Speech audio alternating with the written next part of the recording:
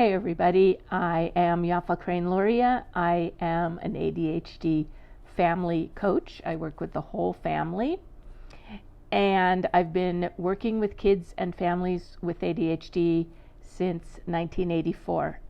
I started doing it as a teacher, then a school counselor, now a coach. So I have years and years of loving on ADHD families. Today, I thought that I would answer some questions that I've been getting. So let me go there. Okay. So the first question is, what is the coolest thing about ADHD?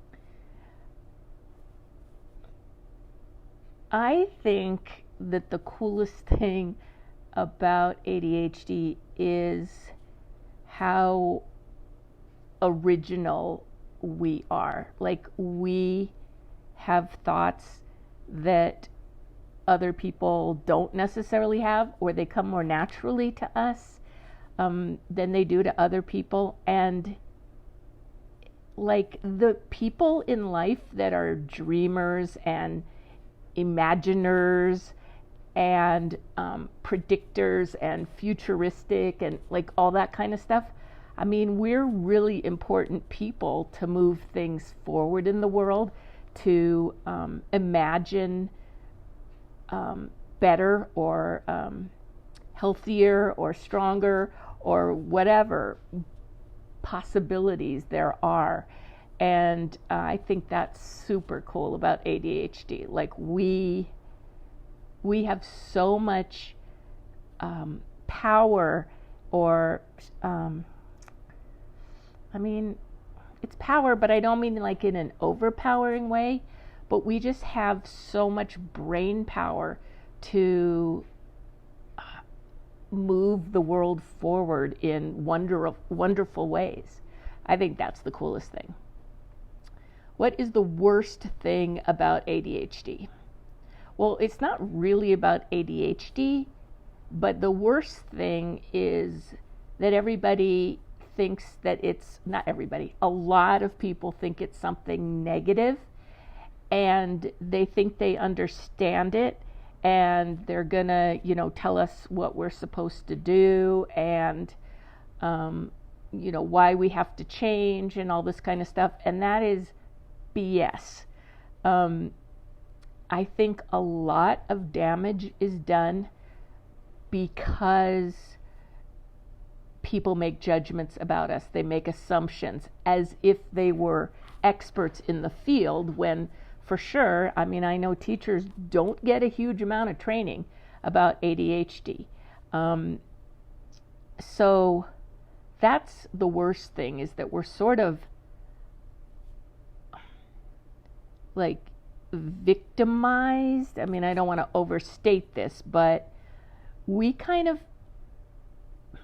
don't have a choice to say to a teacher, no, that is not me, but we're getting there.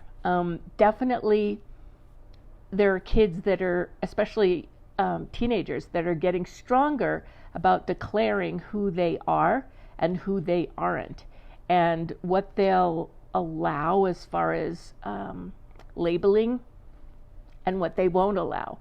But that really does take so much courage, because the institution of schools is not set up so that you can defy teachers or say that they're wrong. So it really takes a lot of courage to do that. What's your favorite ADHD characteristic? So I think this means in me, because your is capitalized. So what's my favorite ADHD characteristic about me is my strategic thinking. I really love that I can come up with so many ideas, so many suggestions. I love that in my work I can customize my coaching to fit any family, and it's all customized to your family, because families are all different, and like including what kind of schedule they have. Do the parents work through dinner or not? Does one parent work out of town or not? There's so many little things that can affect a family, so that customizing it is it's delicate work, it's thoughtful work, and it takes a mind that's percolating a lot to come up with ideas and solutions for families. And I love that I can do that for people and for friends, whoever. I just have so many ideas and thoughts that I believe in. And so I'm not worried about I'll say something, it'll be wrong. I don't have to worry about that anymore. I used to, but I don't have to now. What's your least favorite ADHD characteristic? So if you've heard of rejection sensitive dysphoria, I was like, what the heck's it called? Rejection sensitive dysphoria. I really hate that. I would say most people with ADHD have it. You apparently can have it without having ADHD. Basically, little criticisms or even not criticisms, are blown up, and we interpret them as full-on rejection. It's not good for the body because it can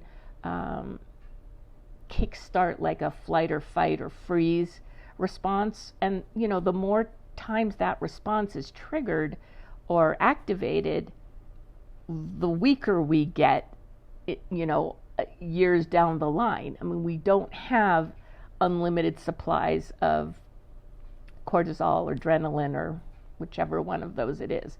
We just don't. We can wear ourselves out. I know now that if I experience, I guess you'd call it an episode of rejection sensitive dysphoria, I know it's not real.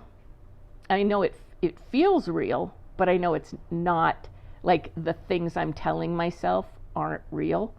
Everybody seems to have a message that they give to themselves. So it could be, I'm not popular, I don't have any friends, nobody likes me, I'm a failure, I'm a loser, I'm stupid, my brain is broken. I mean, there's just a series of negative things, and each one of us that has RSD has, 2 or 3 of those that we tell ourselves. So when I hear those voices or that spool going on in my brain, I know it's not true, but I also know that it feels horrible, and so I need to address it. I can't just be like, it's not true, now I'll just go drink half a bottle of wine to prove it. I mean, I don't want to get into I don't want that to get me into behaviors that really don't serve me. So, when that happens, I can switch to another activity. I could watch some TV, watch a movie, do some journaling, do some artwork, call a friend, take a nap, go for a walk, go swimming. So there's a lot of different things I can do to distract myself until it passes. So that would be a way to handle it. It just feels really bad, and it just feels horrible. It really does. Even though I know it's not real, it's just dang. So that's my least favorite. Do you only hang around other people with ADHD? No, not at all. I'm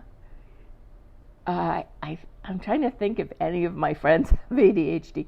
Yeah, I do have a couple of friends with ADHD for sure, but I would say most of my friends don't have it, which I guess makes sense when you think about like, the percentage of the population that does and the percentage of the population that doesn't. But none of my best friends have ADHD, which is interesting.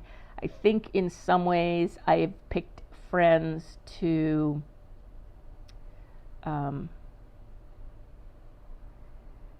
that have been always like very accepting and celebratory about who I am, even though they're not like that also. Like I have, like, my friends are very like they're my biggest fans kind of thing, and they're also like very anchoring because they don't have ADHD, so it's really easy for me to reach out to them for some, like, a pep talk. Sometimes I'll call an old friend and I'll say, hey, I need a pep talk. And sometimes they'll call me and say, hey, I need a pep talk. Were you ever afraid to tell people you have ADHD? Well, yeah. I would say for the first, I don't know, like 20 years maybe. I mean, I was diagnosed when I was 23, so 43. Maybe not 20 years, maybe more like 15. Yeah, I was definitely afraid because, so this was back in the 80s and 90s, and I felt that if I let people know, like at work, that it was going to work against me. And so I didn't tell people on purpose. I did not tell people. I have experienced ADHD being used against me, or the intention was to use it against me, at least. It's kind of weird because, like, people go, and she has ADHD, and I'm like, yeah, I do. Like to me, it's like, you bet I do. That makes me awesome, but everybody else doesn't see it that way.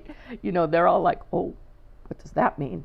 She's this, and she's this, and she's this. So, yeah, I did not tell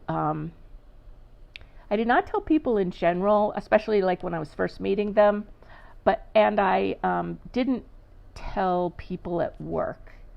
Yeah.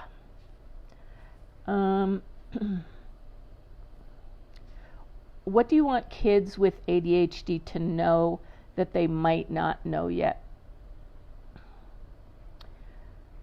So what I would say is, it's really, really hard to be young and have like a huge spirit, which is what is true of a lot of ADHD kids. What we see as rebellion may not in fact be rebellion. It may be that we're, game changers. Well, it probably is that we're game changers or healers or dreamers, and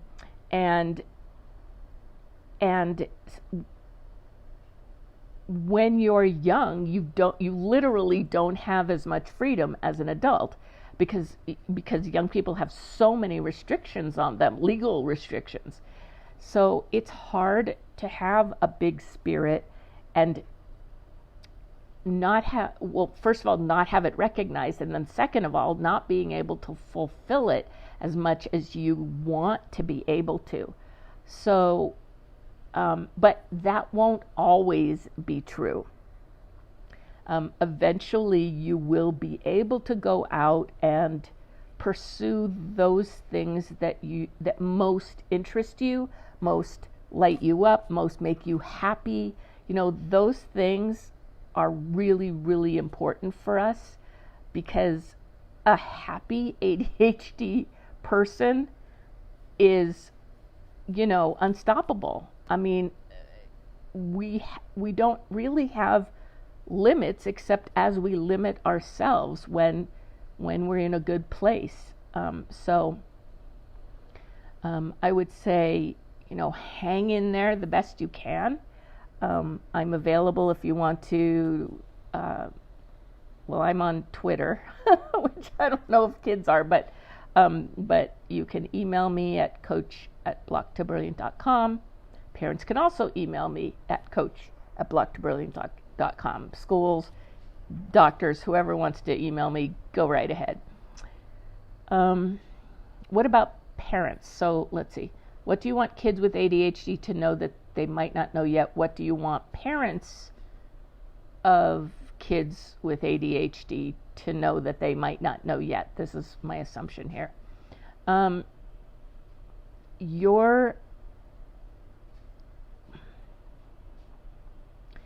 If you're having negative or unproductive or super challenging interactions with your child, there is a way to change that.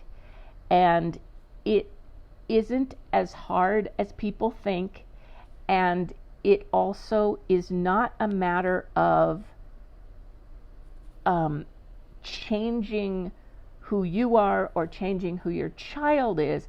It's just a matter of getting a better idea of who you are and who your child is, so that you have the skills that are tailored for you, your family, and that particular child or children.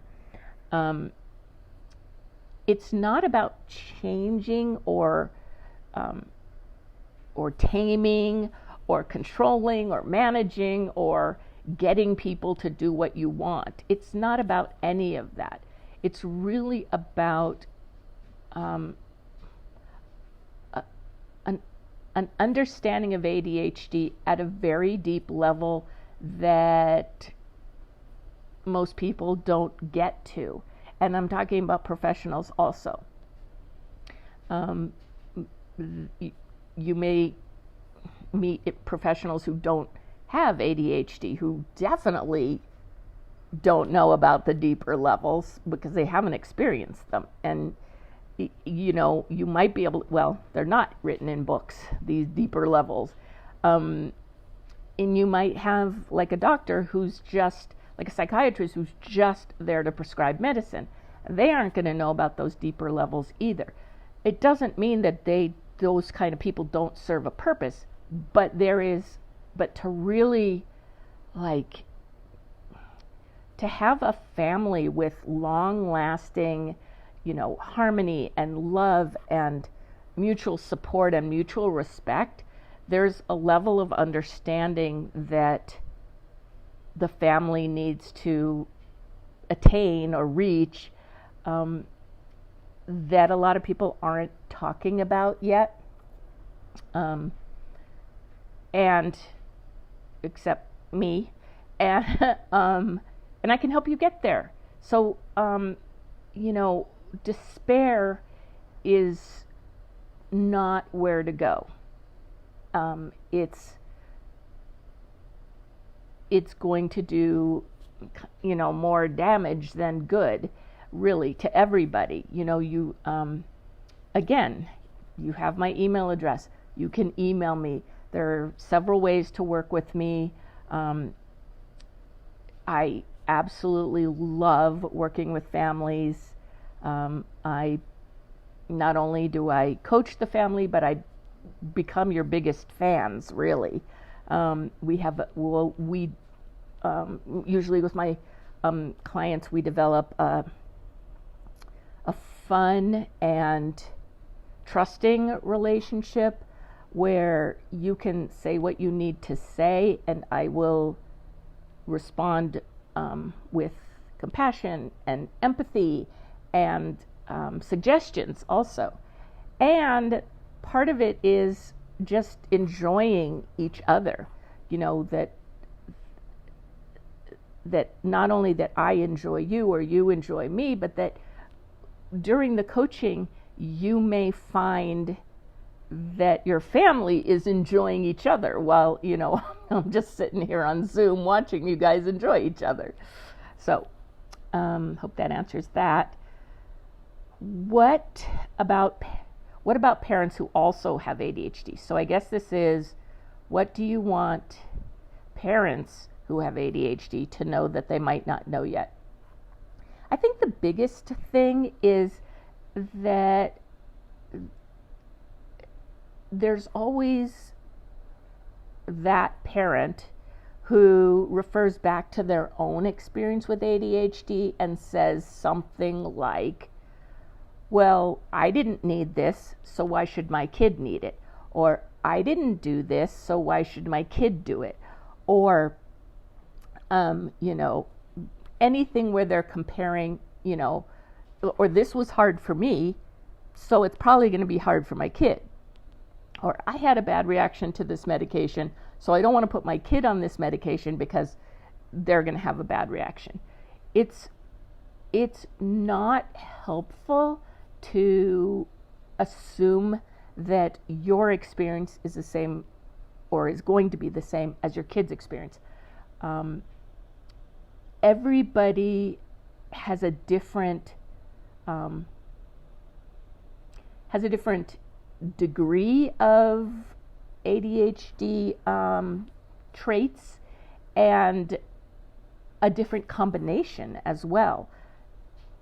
And even if you're biological parents, it doesn't mean that, it may mean, but it doesn't automatically mean that your child will be the same as you biologically as far as reacting to certain medications. They may, but in many cases they may not, even if you're biologically related. So, and then the other thing I would say is, depending on when you were diagnosed, you parent who has ADHD, it's really important for you to get help for yourself also, because you've also been victimized, if I may say that, in the sense that you may feel some grief that this wasn't diagnosed when you were younger. You may feel some resentment to certain people who should have known but didn't know, or could have helped but didn't help. You may you may have been, like, over time experiencing some of that I'm a loser, I'm a failure, because you don't have to be told you have ADHD in order to have rejection-sensitive dysphoria. So you could have been having rejection-sensitive dysphoria this whole time without knowing what it was, and giving yourself this repetitive message of I'm a loser, nobody likes me, I'm a failure, I'll never get anywhere, this kind of thing. So if that has gone on in you for years and years and years without knowing that you have a choice as to how to respond, that does some damage. So, and I mean that with love, I'm not saying you're subpar. I'm just saying you've been hurt for sure. So I think it's really important for adults to get help for their own ADHD, or I don't know if it's exactly ADHD. Well, they can get help for the ADHD, but also help as emotionally for that part of life that maybe could have been but wasn't, or how do I do this now, that kind of thing. So I am not an expert on adult ADHD. There's this phrase, if you know one person with ADHD, you know one person with ADHD. So I know me, and I know some other adults, but I don't claim to be an expert in adult ADHD. I do claim to be an expert with kids, for sure. So what I know is that coaching helps me, and therapy has helped me also. Medication has helped, massage has helped. So there are all kinds of medical and non-medical interventions that you can look into to find what's going to be a good match for your needs. So I would definitely recommend you do that. That was a really long answer. I hope I didn't bore y'all. Okay, this is the last question. What professions are good for people with ADHD? Okay, so again, because ADHD doesn't occur the same way in each person, I can pick a profession that would be where I can argue this would be good for people with ADHD, and I can argue that it would be terrible for some other people with ADHD. So, for instance, some of the really fast-paced jobs, like ER doctor or ER nurse, people have talked about those being a good match with people with ADHD because they like the intensity and the speed with which you have to, deliver the help. At the same time, that's not something I would ever do, and that kind of pace would stress me out completely. Some people say that ADHD people should own their own business, start their own business because they're great entrepreneurs. That's true, except when it isn't true. Not everybody makes a good entrepreneur either, even though we're told that it gives you a lot of freedom, and you can make your own decisions and you don't have a boss and blah, blah, blah, but it does require an enormous amount of self-control and self-management. If you're the boss of your own company, it all lands on you. So that's a downside for somebody with ADHD. So, it's really, I think what makes something a good profession for somebody is more about, do you have the skill set, the intellectual ability?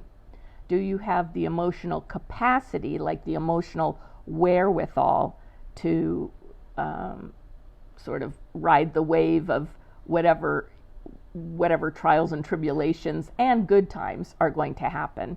So do you have the knowledge? So like your intellectual background or academic background, your emotional compatibility with that particular job, and also whether there's a passion or a joy or a happiness that comes from being in that profession. And it's not uncommon for people with ADHD to change professions. And some of that is because professions change. When I started teaching way back when, 1984, I thought, like, for the first, I don't know how many years, I thought teaching was like the best thing ever. I felt so, like, I can't even explain how moved I was working with kids and having them respond, and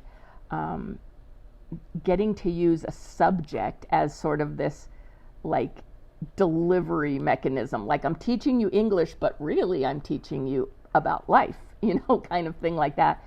I loved teaching. But the longer, and another really cool thing about teaching back then was that there was so much money for professional development. Like, we got to go on, we got to go to like day-long seminars a lot, because at least the district I was in, we had money for that. So there was this constant learning and meeting up with people and, that sort of thing. And But the longer I stayed in teaching, the more sort of standardized things got, and that's not as fun for me. It's not as fun for a lot of people, but where you have to teach and meet certain standards instead of like teaching joyfully, you had to make sure you were covering all these bases. That didn't evoke a lot of passion in me. And as I lost that spark that I had in the beginning, that's when I started, then I was like, okay, I want to be a school counselor. Okay, I want to be a coach, because I really, really love when people discover something about themselves when they're learning about something that might even not have to do with themselves, but they can make that like comparison, and kind of that leap from one thing to another is so cool. And seeing people gain understanding and gain confidence is awesome. And so that's what I look for. It's not the name of the job. It's that I want to have a job where people are constantly growing and I can watch them grow, because that makes me so happy. Watching people grow and gain confidence and be able to see the rewards of their own actions, and to feel that empowerment. Oh my God, I love that feeling. I love watching people experience that. So that's what I want in a job, more than, it has to be this field or that field or the other field. So that's something to look at also. Okay, we went more than 30 minutes, which I hadn't intended, but I don't know why I thought I could get it down to 30 minutes, because I talk all the time. Anyway, hope you enjoyed this. If you have other questions that you'd like me to answer about myself or about ADHD, absolutely feel free to email me or to put the questions down under this video. And if you like this video, a thumbs up would be awesome. And if you want to subscribe to my channel, that would be awesome too. I'm not trying to be like an influencer. I just really like making videos where I'm talking to y'all. So I'll be making videos for you. And not like, my goal is not to become an influencer. As far as I know, these videos will be me talking to you like we're friends. Okay, everybody, I love you guys. Keep the questions coming. And it's a Friday in my world, so I'm going to wish you a good weekend, whatever day it is in your world.